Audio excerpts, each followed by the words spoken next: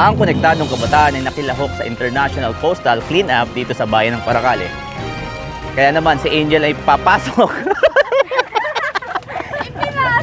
Okay, pasok! Good morning, Pilipinas! Ngayon ang Konektadong Kabataan ay sumali or nakilahok sa International Coastal Cleanup Drive.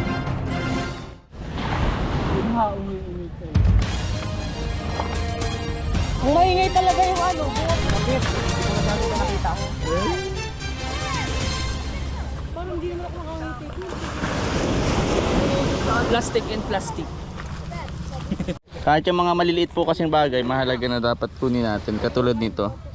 Okay, mga styrofoam, plastic, everything na makakasama sa kalikasan. So. Oh. Plastic. Gusto naman po yung experience. Hindi naman talaga siya bago para sa atin. And then, sana yung paglinis natin is ma-maintain ng mga taong nandito na pumupunta. And then, yung mga locals din dito na nakatira dito sa tabing dagat.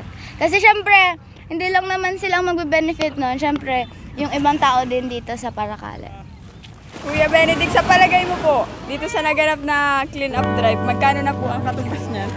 Siguro, di ko lang alam, baka mga nasa 50. Banggi. Banggi. Patingin nga. Baho! Baho.